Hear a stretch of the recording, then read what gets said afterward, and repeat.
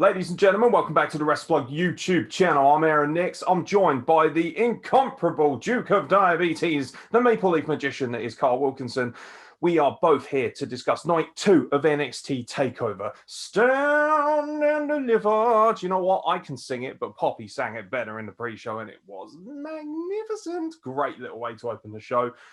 Just quickly, because obviously people may not be aware, Mr. Wilkinson had some technical issues at home, so he was only able to really devour the last 2 matches. So don't expect him to be giving you a play-by-play blow of everything that went on in the first few matches. Did you see, however, in the pre-show that we crowned new #1 contenders for the tag team division? I did not see that. Killian Dane and Drake Maverick are your #1 contenders for the NXT Tag Team Championships after beating Breezango in a spirited affair in the pre-show. Shout out to Breezango coming out dressed as pirates. Good stuff. I mean, someone had to. Yeah, it was just a matter of time. Yeah, not too shabby, actually. Worth a watch if you are so inclined.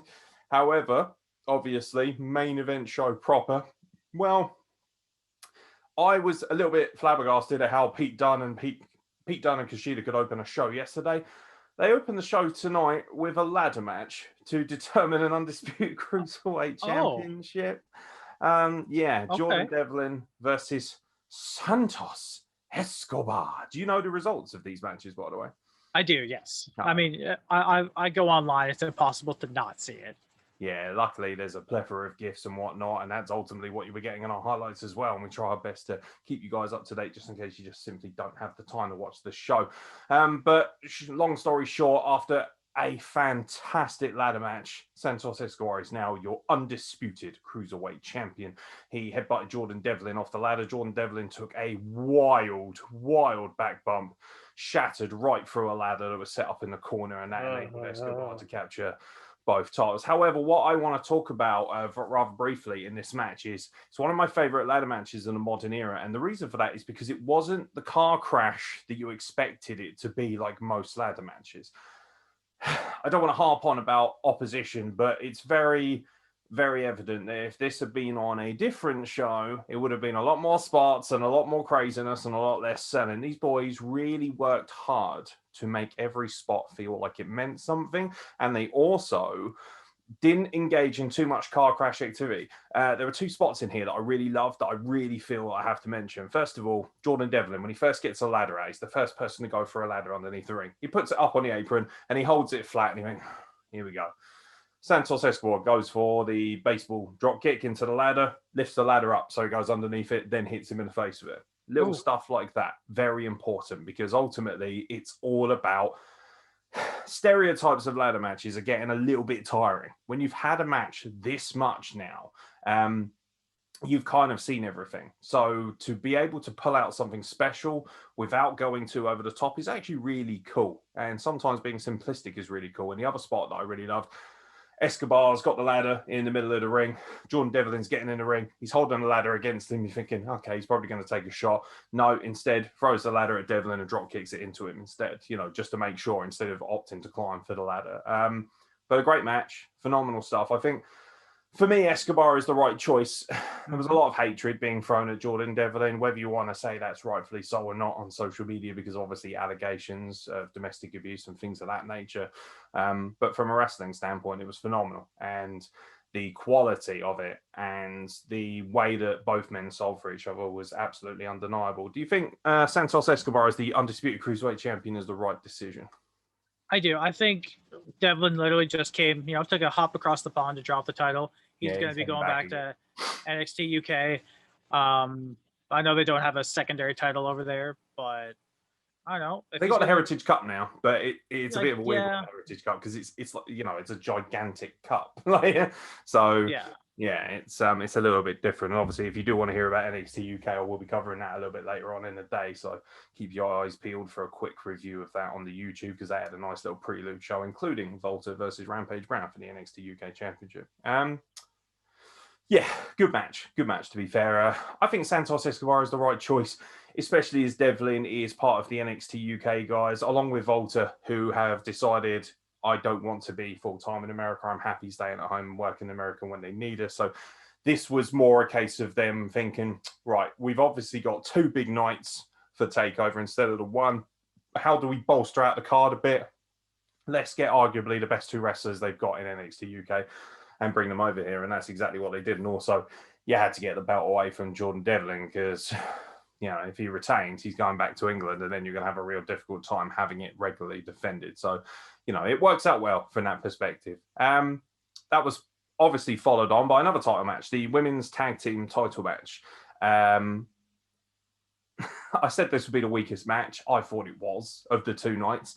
The Way unsuccessfully did not capture the women's tag team championships from Shotzi Blackheart and Ember Moon. The only thing that anyone's really talking about, I don't know if you've seen the spot, Shotzi Blackheart again tried to murder herself on the outside of a ridiculous tope, went right over the top of the others and crashed into the barrier.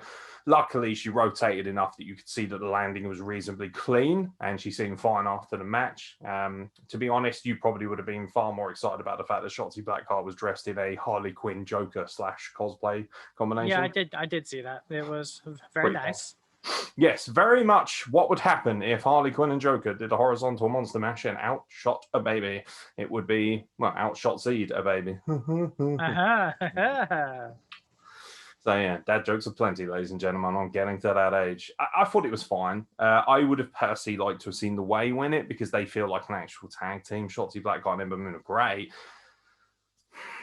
It's one of those things where they haven't actually got any women's tag teams, especially as obviously Dakota Kai and Raquel Gonzalez. I don't think they're going to be much of a thing going forward. Wouldn't surprise me if Dakota Kai turns on Raquel Gonzalez or vice versa very soon. So yeah, just it's a bit hard to be emotionally excited and invested in this, but Shotzi Blackheart and Ember Moon retain the tag titles. Any thoughts on that? I mean, it's fine, I guess. You're right. I think The Way winning would have been a little better, especially with what happened, later on in the night. I kind of caught the tail end of that one, so that was good.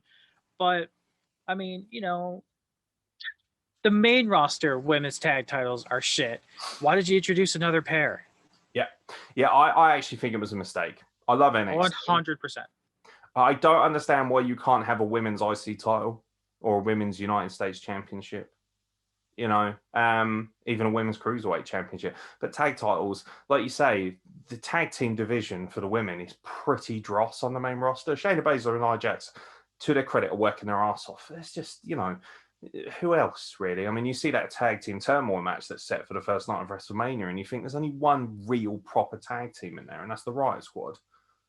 So obviously WWE doesn't care as much about tag teams. Now NXT is trying its hardest, and I feel like their male division's looking quite good. You got those 3 teams from last night who were in that epic triple threat. You've also got Dane and Maverick. You've got, Breezango, who worked in this match. You've got Lorcan and Birch. Birch is injured, so when they comes back, that's 6 viable tag teams that can really entertain. That's more than enough to run a good rivalry and have a good division. Look at the women's division, nothing. They're all single stars that have been put together and have had no real chemistry up until now. I'm happy that Ember Moon's got a title run again, but ultimately I don't give a toss. And I honestly feel like The Way would have been the right choice. They could have, been the next big tag team for me. And instead we're kind of looking at the arse end of a rivalry that's probably going to see Dexter Lumis and Eddie Hartwell doing naughty things to each other. So while Austin Theory watches in a chair in the dark basement being chained up. And speaking of Austin Theory, he was at ringside to help out his good buddy Johnny Gargano takes on Bronson Reed for the North American Championship, and surprise, actually for me, successfully retains in a very, very, very good match. Very physical. This is the kind of match where if you hadn't had the 2 matches after it, people wouldn't be like, yeah, that's fucking match of the night. That is that shitter. Bronson Reed showed off exactly why he is as good as I say he is, and why people who have known Jonah Rock for so long in the Indies love him. But ultimately, it's Johnny Gargano who puts him away, and I like the fact he put him away strong. He needed quite a few very heavy set signature moves and a couple of those vicious slingshot DDTs to put him away in the end. And I just like this match, and just further proof, isn't it, that Johnny Gargano is one of the best workers in the world. I didn't see this because I came in kind of around the tail end of the match, but I heard he kind of went for one of his slingshot spears and just hit Bronson Reed and just bounced off. Just kind of hit him and fell. It was like, haha, I'm a big, strong boy. I'm going to murder you. Yeah. And I'm going to have to go back and watch this when I've got some time this weekend. Actually, it's WrestleMania. I won't have any fucking time. Oh my Watch God. it tomorrow. One thing I will say. No. The highlight of the match for me actually was before it started, and when they were doing the whole, the microphone comes down, they do the face-to-face announcements before they square off before the bell. They obviously announced Bronson Reed. He's like, and then they go to Johnny Gargano, and he's reading out his own thing, and he's going, 210 pounds, Johnny Gargano. And as he's doing it, Bronson Reed comes right over next to him, just goes, and Johnny Gargano goes, and just fucking runs off to the corner. I was like, that is fucking phenomenal. You two are so good together. Love the comedic balance of it. I thought Austin Theory, another person with allegations, but I actually really am finding him, he's like my guilty pleasure. I don't really know what's been levied against him. I haven't seen much of it. Whether people want to buy into that or not, I am judging the man as a performer and as a wrestler, and he's been very entertaining at ringside. I also love the way that Wade Barrett is marking out hard for their no-look high five. He's like, did you see the unification of that no-look high five? It's incredible. And Beth Phoenix is like, will you shut up? Like, Beth Phoenix has become the gorilla to Wade Barrett's Bobby the Brain Heenan, and you got Vic Joseph in the middle, and they work so well. For me, they're the best commentary team in wrestling in the world. I think they're so funny, so entertaining. They get everything over. Beth Phoenix is the Uber mark, but you believe her a lot more than you would say a Byron Saxton, because she's a credible and legitimate warrior, the Glamazon. So yeah, great commentary team, great match. Bronson Reed falls at the proverbial final hurdle, but I think he's got good things in his future. The only thing that worries me a little bit is I've seen the way Keith Lee has kind of been treated at the back end of his run. Obviously, Keith Lee's been off TV for a while as well, and we don't know why. He did put out a mysteriously cryptic message. I don't know if you saw it on Twitter saying, all shall be revealed at some point. Maybe they're building him up for a big rivalry or something. They just want to keep him off TV because then it will be a bit of a stunner. You'd like to think it would be something more positive, but I look at Bronson Reed. I love the likeness of Bam Bam Bigelow in him, and I think it's going to be a very bright future for him. I really do, and I think he's slowly but surely being built the right way on NXT. And speaking of being built in every single way possible, Karrion Kross challenged Finn Balor for the NXT Championship. Meaty Hossa, Suchusa. Technical genius from Ireland, Suchusa. Saucy. I know you watched this match. Yeah, I did. This was filth. It's going to be a real tug of war as to which was the match of the night and arguably one of the matches of the year.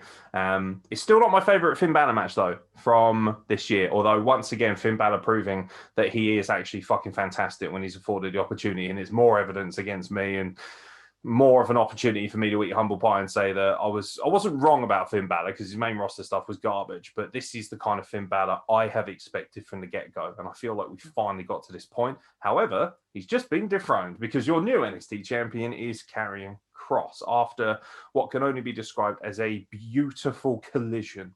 I was a little bit worried seeing this as the penultimate match before the unsanctioned match, because I thought, oh, man, how are you going to have an effective match without stepping on the toes of the other guys? Because I know you knew they were going to go full hardcore in the main event, and they did. But this match still needed to be physical and violent, but without the added nuances of foreign objects. And they did an amazing job. This was a storytelling masterpiece. The whole match centered around Karrion Kross's ribs, his kidneys. Balor tried to isolate him. He tried to take him into deep water, and ultimately actually backfired because he enraged him to a point where he just sheer velocity killed him. Essentially, he just kept raining down forearm after forearm on the back. But it was lovely to see Karrion Kross sell quite a lot. This is the first time where we've seen him in a real amount of trouble against an opponent where he's been forced to truly suck it up, to truly find a way to overcome. Even that match with Tommaso Ciampa, which was really good and hard hitting, it never felt like he was really going to come out on the losing end.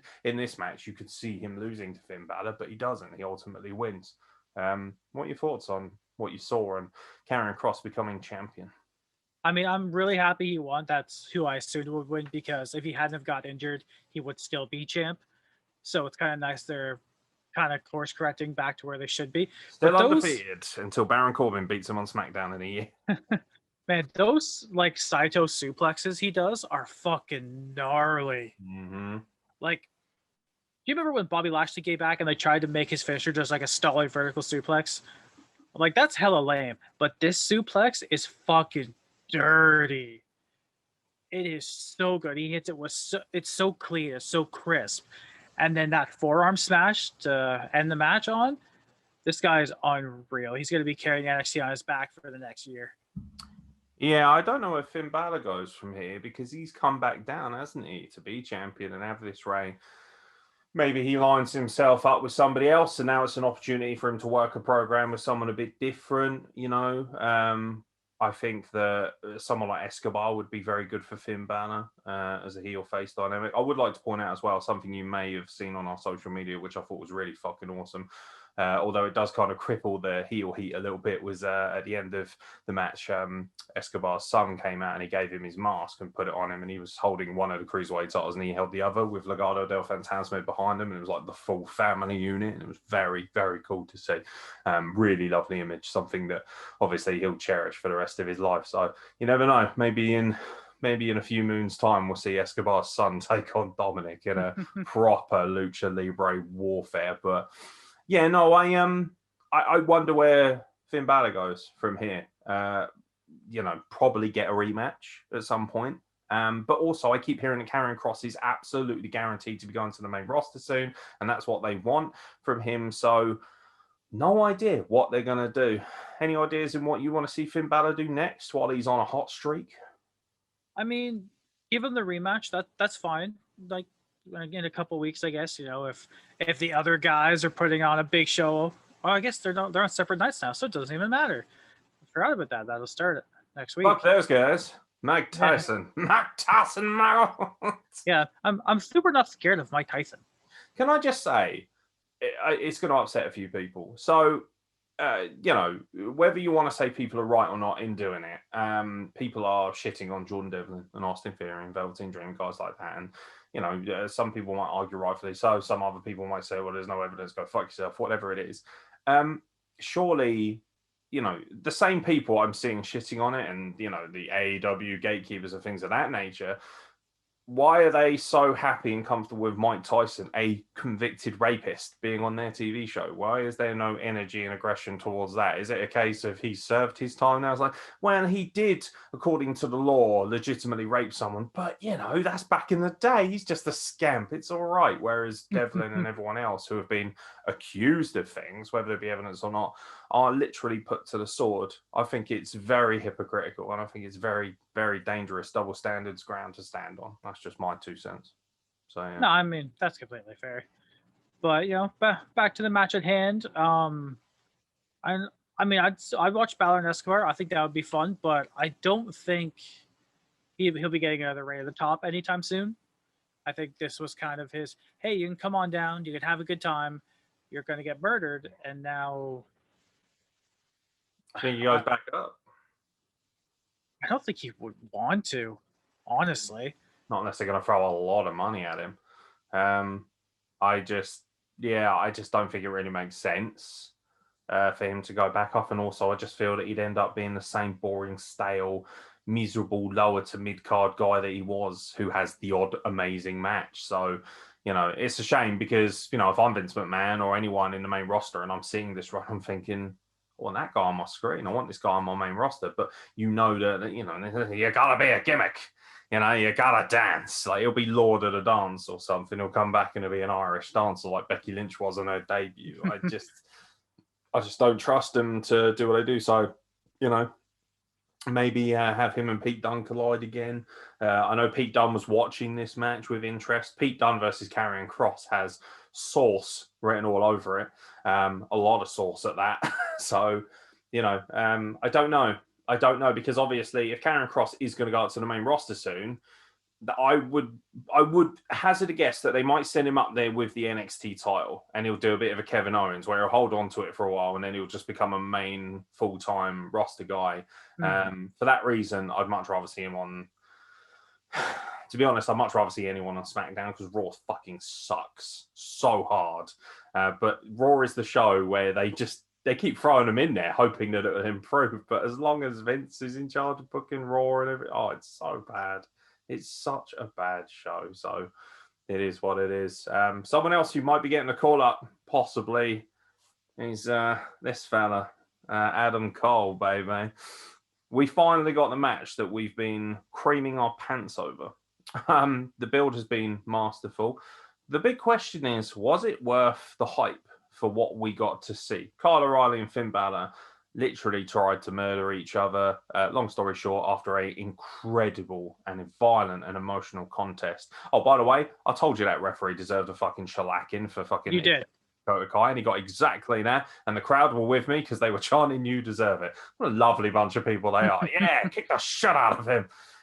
That's fair enough. It is what it is. But yeah, Adam Cole does take the loss here, as I predicted. I went for Kyle O'Reilly just because I felt that he needed it more. I don't think... Yep.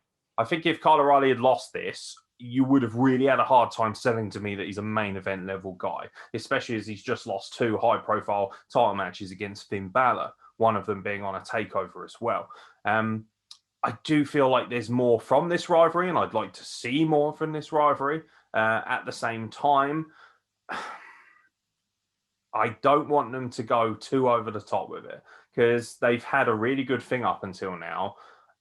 Do not saturate us. Don't try and be clever. Don't try and have, another 2 or 3 matches. If you want to build the rivalry, slow burn, maybe have Adam Cole off TV for a while, come back, maybe fucking get back on Kyle O'Reilly, finish it in the first ever NXT Hell in a Cell if you can. But I don't know what to do now. It's very weird because it was an amazing match. It was an amazing feeling. I thought there might be shenanigans afterwards to kind of give us a hint as to what the storytelling will be going forward. But we're not going to have to wait as long because obviously NXT starts on Tuesday next week. It's tough. It's funny. It was match of the night, but I didn't enjoy it as much as I did Balor Cross, which is weird because I thought this would blow me away. And it did, but it didn't, if you know what I mean. Like, it was a masterful piece. It was an incredible match. But there was just something about it that left me feeling, maybe it's because it's over. And I feel like, okay, that was incredible. But all things considered, in all totality, you only really had a few weeks of decent build. What they did was amazing. I wanted this to be like a year-long culmination. I suppose people would argue it's years and years because of obviously the Undisputed Era. So from that perspective, it's perfect. I just wonder what's going to happen now. Give me O'Reilly and Cross. I don't see O'Reilly coming out of that as a winner, though. Neither do I. But I still think he could make Cross look like a monster. He could. Because some of the selling Kyle was doing in that match was... You think he dies. Like, we talk about, like how Brock Lesnar, for example, can sell what he really wants to. O'Reilly does that, but for everyone all the time. I would say he's the best seller in the company. He beats Ziggler by bounds, in my opinion, and Ziggler's damn good. So like a few things he's actually good at. But Kyle O'Reilly, he picks up the win. I was expecting, or I was at least hoping, like maybe Bobby Fish would be at the ramp like afterwards, but I know he's still out. Didn't really expect Strong. I don't know what Roderick Strong is going to do now. I don't know what any of them are going to do now. My heart can't take this, man. I was hoping the end was going to have Bobby Fish come down. Like, that's what I wanted to do, man. Yeah, I wanted it to get to a point where Kyle O'Reilly was going to do something truly horrific. Truly, truly horrific. And then things obviously change from there. I don't know. It's a weird one. Obviously, Bobby Fish has got to come back at some point. Roderick Strong may be inserted in, or maybe Roderick Strong goes after Kyle O'Reilly. They're all excommunicated. As a quick aside, what did you think about the new music and the new look for the guys? Adam Cole still looks the same, but he's got kind of a funky own sort of version of his Undisputed Era theme, something a bit different for him. And Kyle O'Reilly's had a complete makeover. He's got the Axe and Smash hoodie. He's gone proper solo. He's got different music. Do you think the presentation worked for them both? I mean, Kyle was still doing like the air guitar, but his music's a lot more bass heavy, like bass guitar, so it wasn't quite the same. But I mean, music doesn't make or break a superstar. Fuck you if I think it does. You're an idiot. It was okay. Worked out for Nakamura. It's definitely not the Undisputed Era, but hell, dude, I remember when it first came out. You weren't the biggest fan of it when it first came out, but then Yeah, really funny. That was like my favorite. So it takes time. Sometimes things take time to grow on you. I remember the first time I heard Jordan Devlin's music, and I was like, because he used to come out to the I forgot what movie it is. It's that movie about mind-bending drugs and being able to separate yourself from your brain. A little bit like The Matrix, but more modern. I can't remember which one it was. I think it had Leonardo DiCaprio. Limit? Not. I gotta remember. Yeah. Either way, he used to come out to the theme song to that, and this was kind of like a really cheap version of that. And I was like, and now I'm like, yeah, fucking cool. Like, it takes time. Sometimes you just gotta, once you hear something over and over, I'm sure people were like that about Undertaker's music. Like, what's with the fucking funeral part of bollocks? And now they're like, oh yeah. But then we didn't have as many smarks back then. People actually just fucking enjoyed the product. It was special. There were some gnarly spots as well, particularly the one when they went through the stage. That was pretty cool. If I have to nitpick, because I have to be consistent, I felt like Kyle O'Reilly took a bit too much to get the win. Like, there was a point where Cole was literally trying to murder him, and then he did the spot, didn't he, where he just kind of fainted when he went for the last call, and he just went boom and hit the floor. If he's literally at that point, how is he able to then somehow acknowledge that you're going to do it again and duck? Like, little things like that are, they're nitpicks. They're tiny little nitpicks. But at the same time, it was a little bit overkill in places. But that being said, if they're not going to have another high profile match, kind of has to be. So, yeah, it's still definitely 5 stars. It's still phenomenal. It's still one of the matches of the year. But, it's horses for courses. People like different things. And, Balor versus... sorry, Isla Dawn's on my screen. Balor versus, Cross was more my cup of tea. I felt like it was just a little bit more vicious and a little bit more... Not more vicious, but it was just a little bit more real to me. It came across as a little bit more realistic as well. So, but hey, both matches are incredible. So, any closing thoughts on it? There was... both NXT and AEW have this problem in main events where, everyone kicks out of everything all the time.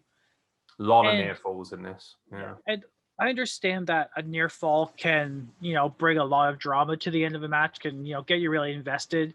But when it happens for like 3-5 straight minutes of everyone just kicking out of everything, you're like, well, what's it going to take now? And apparently it takes a chain wrapped knee to the back of your head from the second rope, which was pretty sick. The chain had a lot of cool things. That chain clothesline was sick. I really like that. Yeah, that was probably my favorite spot, actually. I know. I thought the stage spot was pretty cool.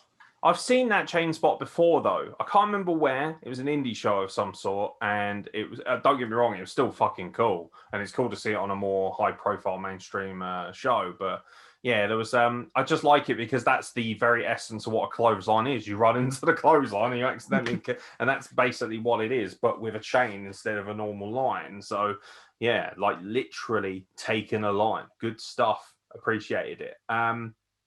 Yeah, no, not much I can say really. I feel that the overall quality of matches may have been slightly better last night.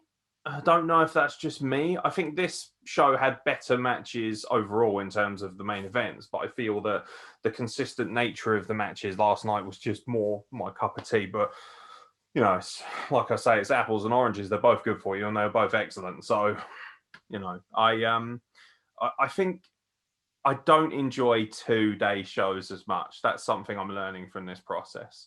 I much prefer just having the big one takeover, and I hope this is only going to be something they do around WrestleMania. Overall, I suppose you could have put this all on one show, but it would have been the good guts of 5, maybe 6 hours, which is just too much. You would have had to go into Wrestle Kingdom territory, so I know why they separated it over 2, but I enjoyed it. The problem is we're now getting into the depths of the wrestling week, aren't we? It's SmackDown tomorrow, WrestleMania special. Then you've got 2 nights of WrestleMania, and you think, it is a marathon and it's a long one. And I'm now getting to that point where I'm like, God, I'm a little bit tired, mate. I need a break. So do I just not bother watching SmackDown, even though it's got 2 fairly high-profile matches on it? And I do want to see the Andre the Giant Memorial Battle Royal because I'm always fascinated as to who wins it, even if it is a complete carny novelty. So yeah, but I thought overall NXT was fantastic, but I still feel like Vengeance Day was better for me, and maybe that's because of the shock of the ending, seeing Kyle O'Reilly get super kicked by Adam Cole that first time. that for me felt a lot more shocking. That was probably what was missing from the main event for me. I was expecting them to go full crazy, and I'd hyped myself up just that little bit too much. That's probably what happened there. It was world class, but I was expecting it to be Austin versus Rock at WrestleMania 17, that level of energy. But the difference is I also watched that match when I was 16, not 36. So, it was great for what it was. But I've still got to watch NXT UK in full and Impact Wrestling. So there is no rest for the wicked. So we're going to leave it there, ladies and gentlemen. Hopefully you've enjoyed our coverage of NXT TakeOver. Thank you very much for checking it out. If you have, don't forget to subscribe. Don't forget to let your friends know that they can subscribe too. We want to get to 400 so we can give away more stuff and also have more of you amazing folks checking out our videos. We've got some shoot interviews dropping very soon, which are going to ruffle some feathers as well. So you definitely want to look out for those. They're going to be saucy, very saucy, sir. But from myself, Aaron X, and from Carl Wilkinson, thank you very much for joining us, and we'll catch you very, very soon for more content from the Wrestle Plug. Get in. One.